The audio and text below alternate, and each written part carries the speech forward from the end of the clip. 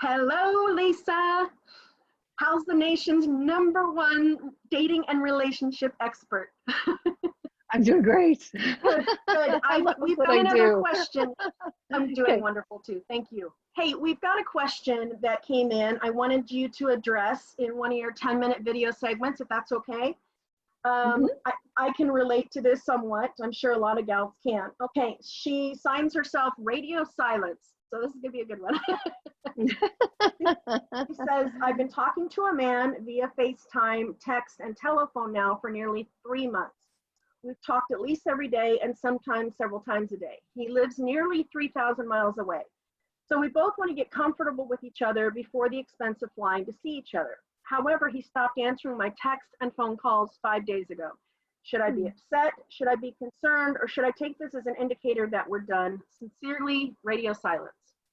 Yeah, that sucks. Yeah, my heart breaks. Totally does. I remember being in that position where someone just stopped. I think singles get this all the time, right? Like you're getting excited, there's good momentum, and then it feels like radio silence. You know everything's changed. You can feel it.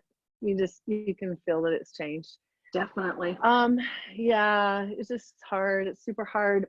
So the primary thing that I want people to be aware of is we've got to stay true to our core.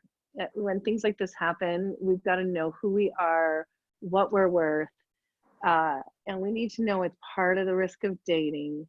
And so if we go into it knowing and anticipating we're going to go through these things, then we're able to have the kind of boundaries that help us through this kind of process and experience without it being a huge hit to the heart. Well, I mean, it's probably going to be a hit to the heart because every once in a while we get super excited about someone, you know, and that doesn't happen very often. So it feels like a hit to the heart. But if you have really good boundaries that keep you really grounded, it helps you to work through what I refer to as the 3 to 6 week drop off curve.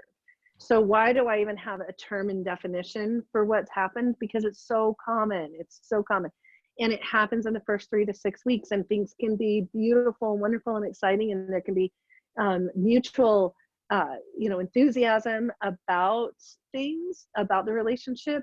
And so here we are, we're in this struggle, and then all of a sudden you don't hear from them anymore. So anyway, I just want to normalize that. So here's the basic rules. We're going to come back. We've got a couple of pieces to it. How do you manage the risk that you take in dating that is this situation that we're describing here? How do you manage that? How do you handle the highs and lows and stay true to your core?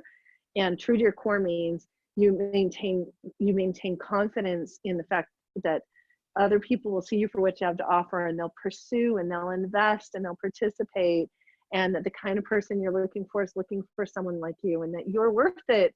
We don't want our sense of security to be tied to these kinds of dating situations yet. We have not created a secure foundation with the person, and we won't do that until what I call stage 3, which is where we're focused on creating a secure attachment. We have 2 more stages in the dating process before we get to stage 3. And in those earlier stages, and I know I'm kind of talking jargon, so I'm going to come back to what I mean by this in just a minute. In those earlier stages, what do we need to have a secure foundation in? If it's not the relationship, it's us. We've got to have a secure foundation in us and in our goodness, and in the fact that other people value and appreciate us, and that we are desirable, and that other people will respond and invest and participate, and that if this one person doesn't, someone else will, and that our future is bright. We have to have confidence in the goodness of the opposite sex, which is really hard to maintain in the single scene. So we've got to work on that. But we have to be secure in ourselves first and foremost. So first we have the highs and lows, and then we have this situation, and how is the person going to handle this silence situation, this radio silence. So becoming secure, that personal foundation. How do I protect myself from the highs and lows that come with dating? Is that I've got to maintain strong friendships, work routines, exercise routines, family and relationships. And that means in the early stages of dating, do not spend every day talking with that person. Don't see that person every day. If you're really likely in the first 6 weeks of dating to lose interest or have the other person lose interest. That's the risk that happens in the first 6 weeks of dating.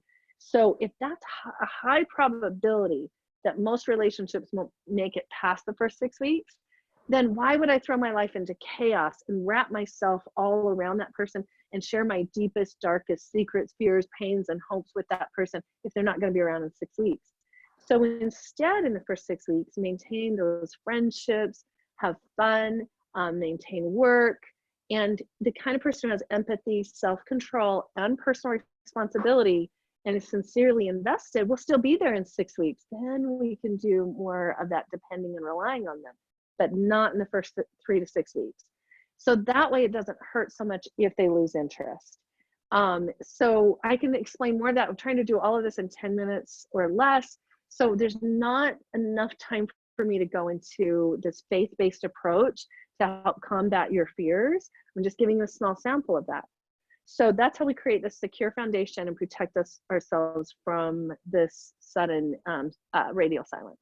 Now going to her solutions. So after taking some time, was it a guy or a girl, did it say? Yes, it's a girl saying this. And it could be just as likely a guy who experiences this. A girl stops responding to his text messages and phone calls, which would be a good one for us to potentially look at is, like, how do you respond when we want to reject someone? Do you just ghost them? That would be a good conversation for another time. But so when it comes to this girl in a situation, how does she respond? My first question for you would be, if you felt secure in yourself, if you felt secure in the goodness of the opposite sex, if you felt secure about the goodness of this other person, how would you handle the situation, right? Like if there's a conflict with me and someone at work and we already don't have a good relationship, my fear is going to be there. I'm going to assume the worst. I'm going to anticipate false intentions on the other person's part. But if there's something uncomfortable that happens with somebody who I have a close relationship with and I feel secure with, I'm going to assume that there could be a misunderstanding. I'm going to assume that, they would talk with me if I reached out to them. I'm going to assume that they have good reasons, perhaps, in why I haven't heard from them. So the first thing I want you to do in answering the question of what she should do is we're going to get centered in ourselves first and know that our worth is not tied up in how this guy or girl responds or doesn't. The second thing I'm going to do is I'm going to lead off with a question. If I felt secure about myself, if I felt secure about their goodness, about my future, how would I handle this? And so I have 4 statements that I like people to lead off with. You can use any one of these 4 statements, but they lead into a better outcome. And it starts with, it's a faith-based approach instead of a fear-based approach. It starts with, first, I have faith blank. So any statement that follows from I have faith blank is probably going to go better. I trust blank. I know blank. I believe blank. So this girl, if she were to use one of those 4 sentences, she could start by sending a message, I know you're a good man, right? Starting off with, I know you're a good man, or I have faith that, I have faith that you have good intentions and I'm just curious what's going on for you. I trust that we'll figure this out and you can share and talk with me. What's up, right? So if you received a message where, and I'll give examples in each of these cases, I know you're a good man, or I know you would never intentionally hurt my feelings. I trust that there's probably a good reason why I haven't heard from you, and it could be as simple as you're just busy. I have faith that you have faith in me that we can talk things through and that we're both mature, and we can handle it if someone's lost interest. And I just, I'd love to hear from you and know how you're doing and catch up. I have faith, I trust, I know, I believe in us, or I believe we can figure this out, or any version of those things. So if this was you and you were the guy, and I sent you a message saying, hey, I know you're a good guy, and I trust that I can handle, what's going on in your life. I would just love to hear from you. I haven't heard from for a while, and I know we can talk through anything. I'd love to hear what's going on. I haven't heard from you for a while. If you were the guy in that situation, Colleen, how would you feel? It's so much better than being put in a corner. by somebody lashing out with their fear and their hurt, saying, I don't understand why you're dissing me. What's going on? Exactly. Nobody likes being put in a corner. Well, even the example you gave is, I don't understand why you're dissing me. What's going on? You know, that's not a terrible thing. It's still an assumption that he's dissing, right? But there are some cases where people will say, you're being such a jerk. I haven't heard from you. Are you spending time with other people? You know, you made all these promises, and what kind, you know, you're breaking my heart, and assuming the worst, right? There's so many ways that we come on the attack out of our place of fear instead of out of a place of faith. And so anything that keeps the conversation open, if they're not deserving of your faith and trust, you'll know it. In time, it'll happen, but why not lead with it first and see if that can start a conversation? But what does it look like? One is, it shows faith in him, but how do I look? How would you perceive me based off of that kind of a message? Maturity, definite maturity. That is my sense of self tied up in what you do or say? Definitely no. Yeah. I think you're centered. Yeah.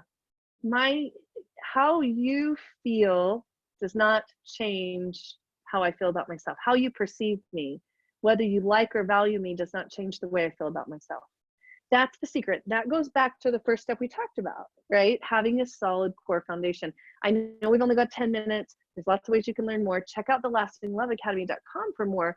But, you know, that's what I can offer in 10 minutes. And I hope that it gives, you know, people a new way to look at how they're going to handle these situations in the future, because it's going to happen again. So have a plan. And that way it doesn't chew you up and eat you up inside and suck you dry and make you not come back to the game because you can't handle this part of the process. You have to be resilient to this part of the process in dating, because it's an inevitability. Wonderful. Thank you so much for answering that question. Hopefully they'll find, you've got so much information at lastingloveacademy.com. Hopefully some people will find access to that. And there's so many more questions within this question I'm sure that they can get help with. Thanks so much. Thanks.